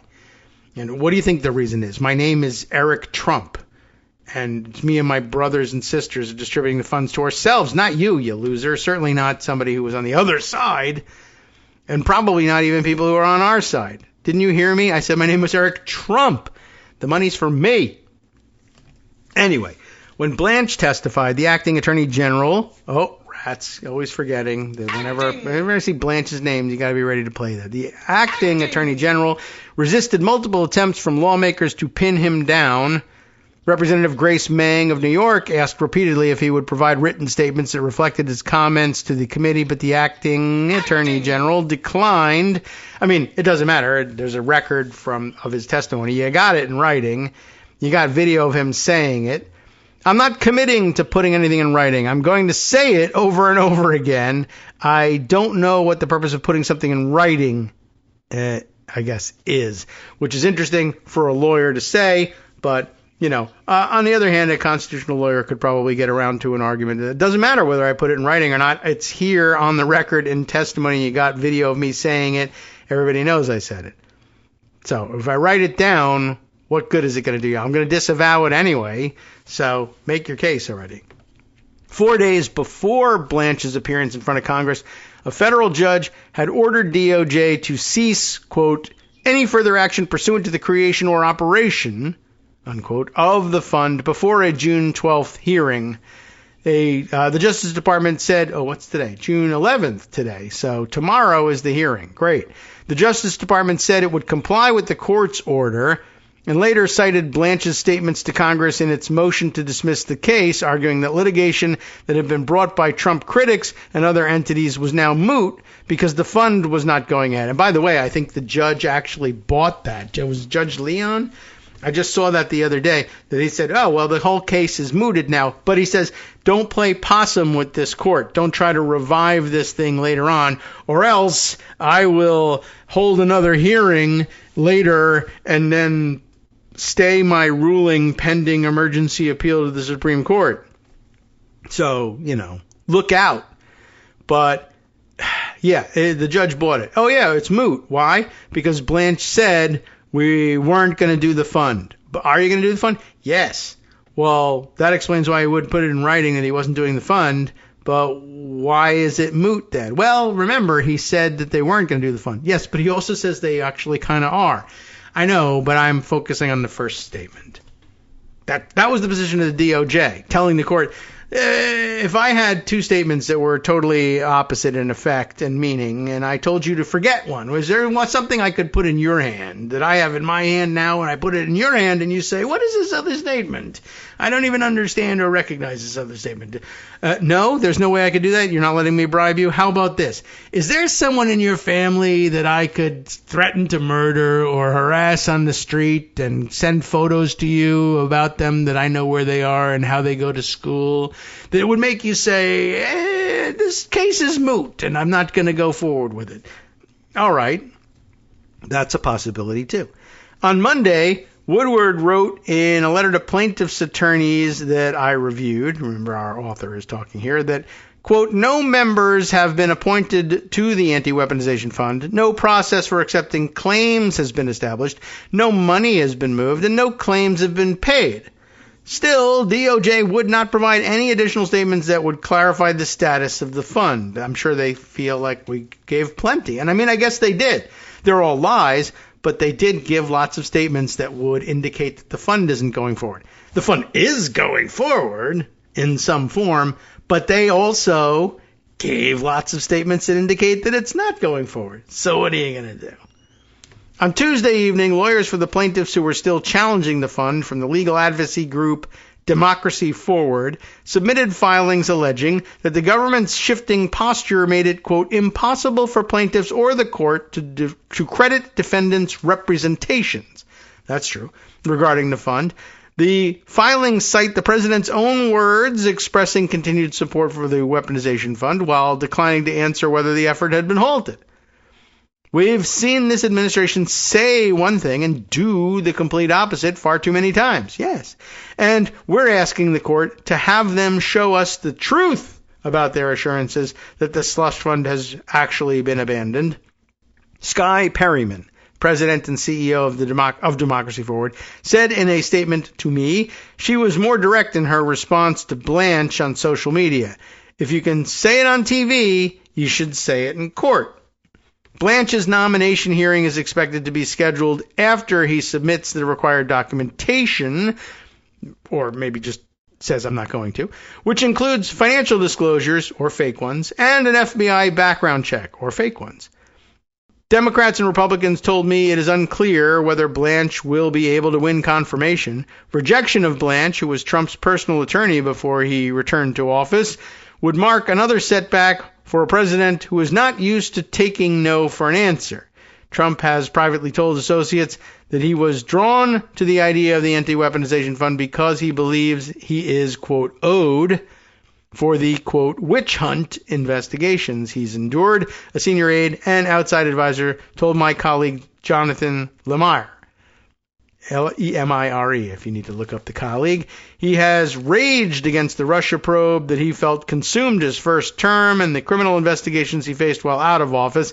Now he is seething about the acts of defiance from members of his own party on Capitol Hill, including their opposition to the fund. Republicans wouldn't have balked, the outside Trump advisor said, if his poll numbers were better, but the historically unpopular president now seems powerless to bring them back into line. Fine by me, but yeah, the bigger story to all this is, are they lying about abandoning the idea of the fund? Yes. Does everybody know they're lying about the idea of abandoning their funds? Some people don't yet know it. In fact, probably most people don't yet know it. They saw on the news that they were abandoning the funds. And in a lawsuit over that actually brings up, hey, they lie all the time and we have no reason to believe they're lying here, or not lying here, the judge says, well, maybe they're not. So, that's not great. And that's a judge that's not sympathetic to Trump. But, the best they can tell me is I find out you're lying later when it's too late. Boy, am I going to be mad about that. So we'll await that. All right. Here's a piece of news that Scott sent along to me. We can thank him by screaming his name. Marjorie Taylor Greene is alive. I bet you didn't know that. HuffPost found out recently when they put together this story. Marjorie Taylor Greene drops a trailer for her next act. Coming soon. That's the quote she said, coming soon. That's not what she's calling the next act, but maybe it is. I don't know if there's a title for this one. But further proof that there are just too many goddamn channels out there and too many people producing too much content. There's more coming, and some of it will have Marjorie Taylor Greene in it. Wow. I mean, you can get away with anything now. We marvel here all the time at what gets produced and streamed, and some of it is actually okay and pretty good. I mean, this won't be. It sucks. I can tell you from here that it will, and it's because it's about Marjorie Taylor Greene. But I guess you might want to watch it as a train wreck sort of a thing, but I wouldn't recommend it. But we're constantly marveling here about the number of sometimes quality programs that come out, and we discover it because it's being promoted in one way or another on Netflix. They got an algorithm for that. And I never heard of this. What is this? And you go and you look at it, and even if it's pretty good, right, you say, how did they create 11 seasons of this show that was where was this on? This is over with. They finished this. They wrapped this thing in 2022. So, for the last decade, they've been producing these things, and nobody knew. But now I can binge this thing for 6 to 8 weeks because there's 11 seasons. But, some of it's good, some of it's crap. But I guess you're also going to be able to sneak in Marjorie Taylor Greene's show, too. Who would show such a thing? I don't know. I mean, they convinced Netflix to show the Melania thing, didn't they? All right. Or to produce the Melania thing. Is that right? Do I have that right? All right. Marjorie Taylor Greene drops a trailer for her next act. Coming soon, the former Trump ally promoted what she described as, quote, my new series titled Life with MTG, which sounds like a prison sentence, honestly, and it should be one. But, all right, she's embracing the character MTG. Does anyone want to know what life is with MTG? Who cares? It's going to CrossFit, all right, and screaming about, immigrants.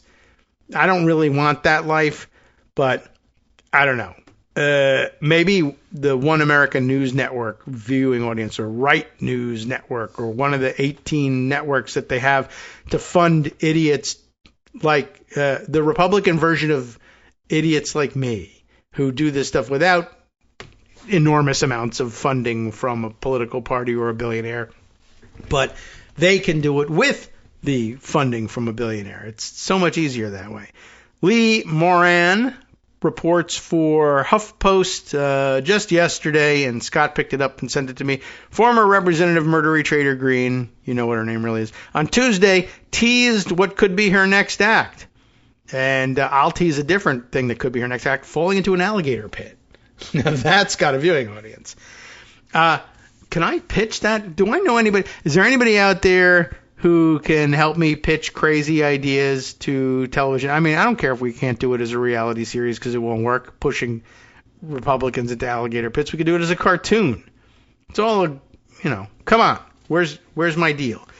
The former Trump ally promoted what she described as, quote, my new series, sharing a 70-second trailer on Twitter for a project titled Life with MTG. And really all you have to do, remember her boyfriend is one of the right-wing news network reporters. And he's no longer, I guess, assigned to the White House because Trump hates MTG now.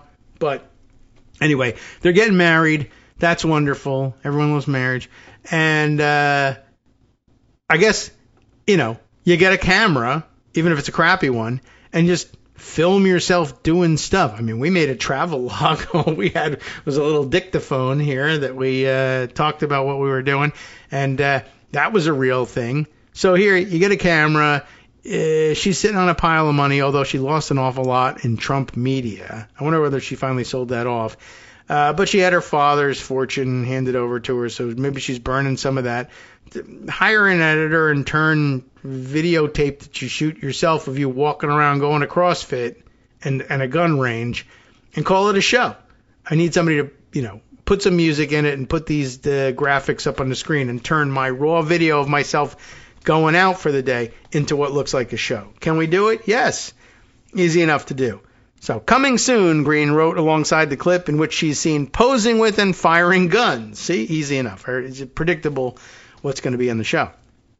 The promo features footage of her criticizing Trump's wars and demanding the full release of files related to convicted sex offender Jeffrey Epstein, the president slamming her as Marjorie Trader Greene, and her clash with former BBC News presenter Emily Maitlis, maybe, Maitlis, who challenged her promotion of conspiracy theories. So basically, footage that already existed of her, being Murdery Trader Greene, a-hole extraordinaire, and then just put some graphics and music there.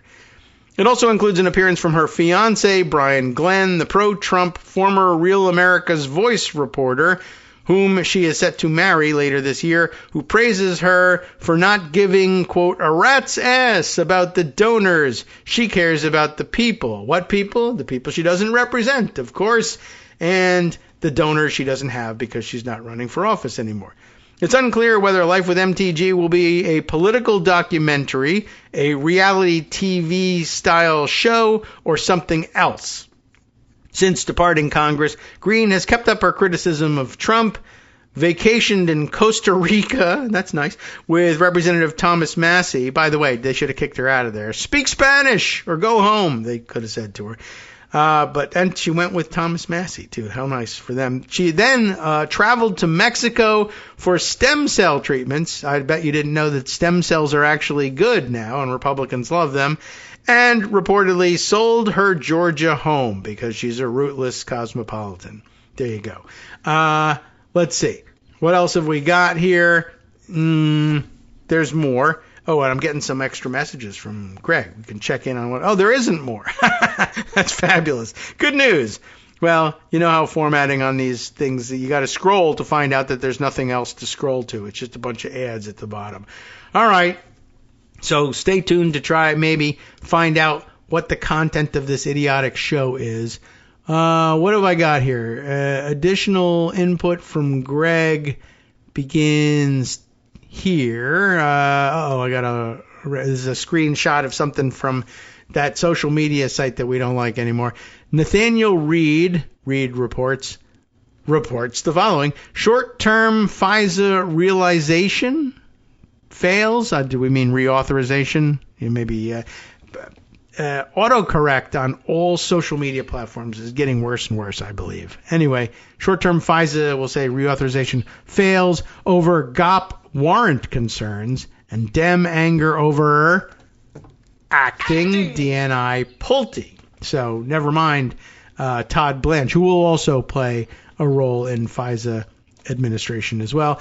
This news from the House Press Gallery that says H.R. 9238, well, they're going to run out of numbers soon, failed by a vote of 198 to 218 in the House, so going nowhere. So not only is the Senate not going to do it, but even the House didn't do it. So there you go. That's a lopsided vote, 198 to 218.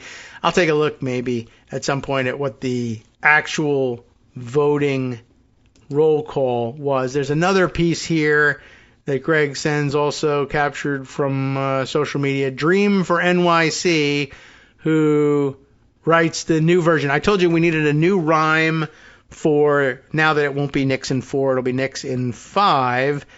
We got to work on that one. So the original rhyme, which, by the way, I've also seen rumors circulating that the original video that circulated was an ad for, I don't know what, Anthropic, maybe OpenAI, something like an AI company did it as an ad.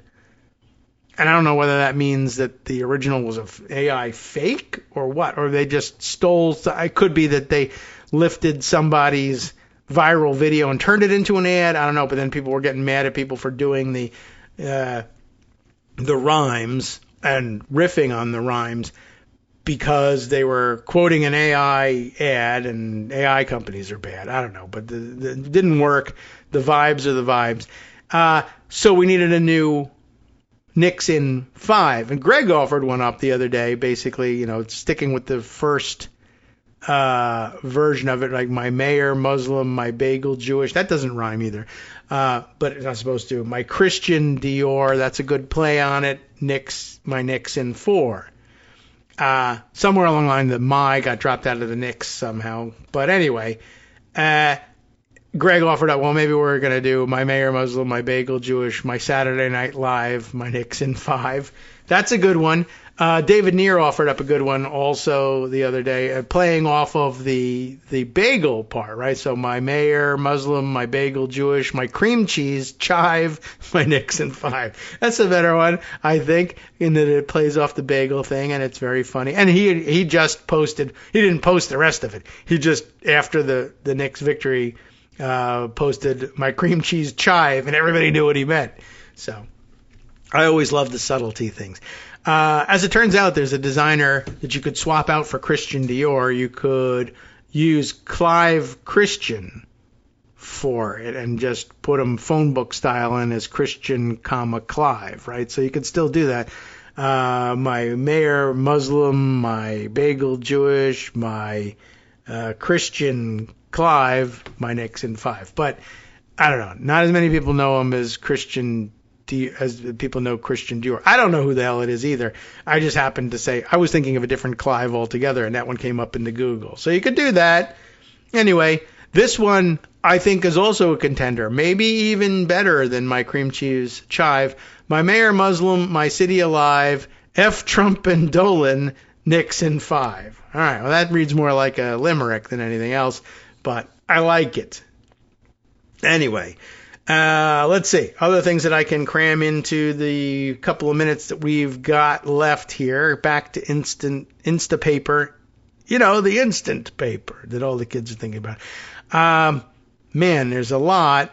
Let me see. I got to make some choices about what should get in today and what not to. One of the things we are not going to read, not today, and maybe not ever, but you should all take a look at, and I can give you a nice gift link to it, I think, from the New York Times. They published this is the first time that anybody's published a big, long Epstein storyline examination that it hasn't been the talk of the town all at once. Inside the White House freak out over the Epstein files. The problem with the story, I guess, one of the problems with the story is, it's well reported and everything, but it's yet another, like what the news people say, TikTok, not the app, but a rundown of the procedural history of the thing, and not enough focus on, oh my God, they were raping kids left and right, and why aren't we doing so? Like, let's focus on that, as opposed to, it's essentially another, it's so crazy it just might work story. What's supposedly revealing here, and it is, is that internal discussions in the White House, that there's a series of meetings in the Situation Room. They're using the Situation Room to plot strategy. How do we deal with the Epstein files? Because the president's all over the Epstein files, everywhere on every page. What are we going to do? Does the president go to the meeting? No. You go, eat some steak and French fries, sir, and we'll take care of it. Everybody else, from Vance on down, is going to these meetings.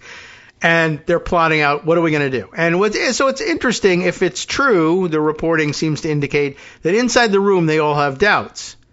And so it's somewhat fascinating to see that inside the room, Stephen Chung and others are in the meeting saying, that's never going to work. Oh my God, this is horrible.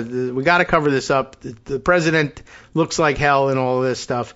What are we going to do? They will buy this, they won't buy that. And then they go out there and they just simply say, the president's never done anything. He doesn't know who Jeffrey Epstein is. This is all a Democrat hoax, even though, in the room they're panicking. So this is supposed to show something interesting about them, and maybe that they're human in some fashion, so they will cry when you arrest them and then line them up against the wall afterwards. Good, fantastic. I like to know that will hit home.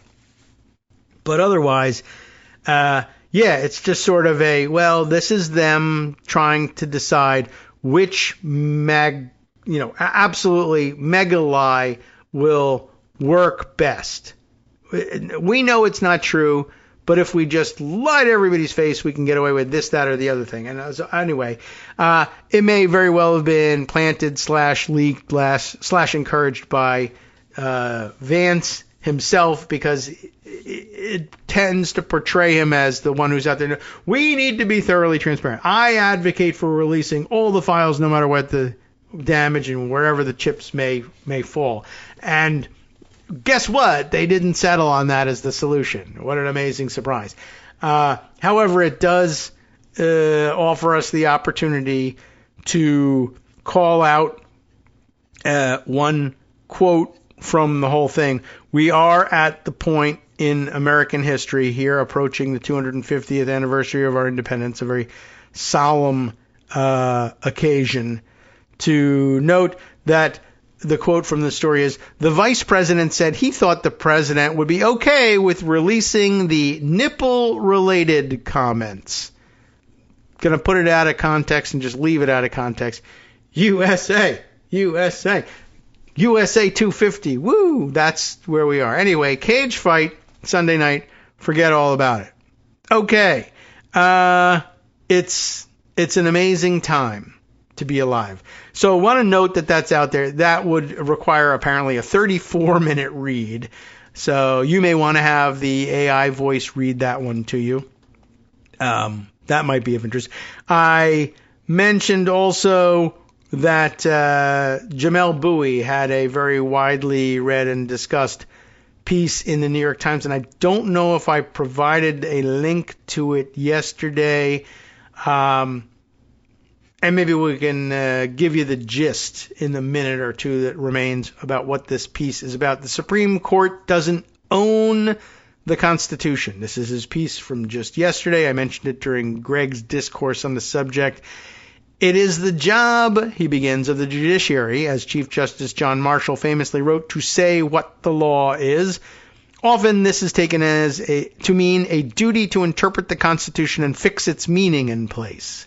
But to say what the law is and to say what the Constitution means are two different tasks. The law concerns cases and controversies, the application of past precedent and broad principles to present circumstances. Constitutional meaning is more abstract. It deals with the shape and structure of our political community, and as much as courts help build our collective constitutional understanding, the question of meaning is as much the purview of the public as it is the job of a jurist. It is only in the last half century, in fact, that we have fully conflated legal decision-making with the production of constitutional meaning. The result, as the legal historians Nicholas Bowie and Daphna Rainon have written in these pages, in the New York Times, that is a strong form of judicial supremacy, where the meaning of the Constitution, and therefore the structure of our political community, are fixed in place by the decisions of a small, cloistered, and often self-interested tribunal. In past eras of American politics, the people, through their representatives in Congress, have shaped and settled constitutional meaning, rebuking the court when it overstepped its role as a legitimate actor, The paradigmatic example is the reaction to the Supreme Court's decision in Dred Scott, the Dred Scott case in 1857, when the Republican Party organized itself around opposition to that decision and fought to invalidate and overturn it through legislation and constitutional reform. Members of an ascendant Republican Party decried a court inflated with supremacy and declared that whenever a decision is, in the judgment of Congress, subversive of the rights and liberties of the people, it is the solemn duty of Congress to override it, Bowie and Rennan observe. So, is that an option that's available now? Sure, absolutely. And should you organize around it? Yes, this is what the whole piece is supposed to remind you of. But there are other sources of constitutional meaning beyond legislatures and electoral politics. It is worth remembering that the Constitution was neither ratified by the Confederation Congress, that are Articles of Confederation, nor state legislatures, nor the secretive committee that drafted it in Philadelphia. It was ratified, we're reminded in our history classes all the time, by state conventions assembled from a broad part of the public, or at least as broad as they could imagine in 1787, that were meant as much as possible to instantiate the people as a sovereign whole. The Constitution was not written as a democratic document, but the Revolution really unleashed a spirit of democracy that structured the way Americans understood the document before them and shaped its implementation at the hands of their elected representatives. It goes on at some length and some depth, of course. From there, I do recommend it to you, but that's sort of some teaser of what the material is all about. And a good reminder not to cede the ground entirely to the Supreme Court, especially if they are completely out of step with the body politic and instead totally absorbed in one particular political party. All right, time to hand things over to Justice Putnam for the West Coast Cookbook and Speakeasy. Coming up next, as you know, right here From on Netroots Radio. NetrootsRadio.com. You have been listening to Kagro in the Morning with David Waldman. All right, it's Thursday. It's about that time to forget to hit the send button, Justice, so that I can share a few seconds of what's coming up next. But I can imagine pretty much, and I think you can, what will be in his roundup today. But there's always a surprise at the end as the international news hits the scene. Stay tuned for that next.